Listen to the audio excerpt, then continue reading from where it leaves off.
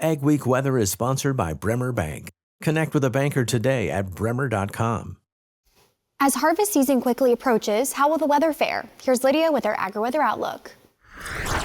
A little more of the same. Big ridge in the jet stream that we've talked about throughout the course of the entire summer and now into the fall is once again holding tight. That allows for a lot of the country, pretty much all of us, to have above average temperatures as we head into the last week of September, final days of September. This particular map goes September 23rd through the 27th, where above average temperatures are expected.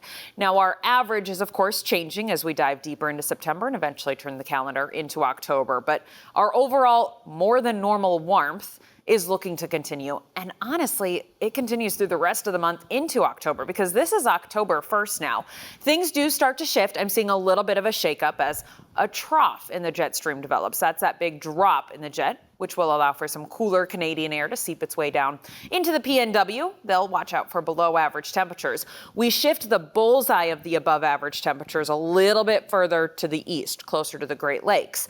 Meanwhile, here at home, North Dakota and South Dakota and Minnesota still well above average as we finish out September and turn the page into October. So I did want to look at how our averages change here over the course of the next couple of weeks. We'll go September 22nd.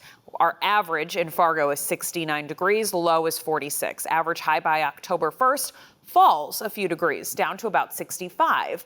In Sioux Falls, pretty similar numbers. You're still in the 70s for your average highs this time of year, all the way through September 22nd, but by October 1st, you are also falling down into the upper 60s. So then when you think back to those maps that I just showed you, above average means temperatures that are likely in the 70s, close to 80 at the start, and then mainly in the 70s as we get closer to October. I'm also seeing a good dry time with some warmth, which will allow our soils to dry up after getting some rain here over the course of the past weekend.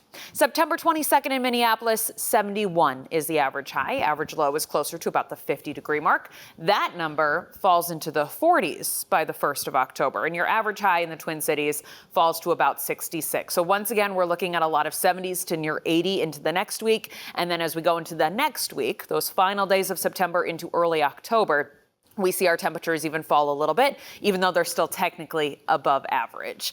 This prolonged summer transitions into a little bit of a nice fall stretch is what I'm looking at, where we see fewer and fewer 80s.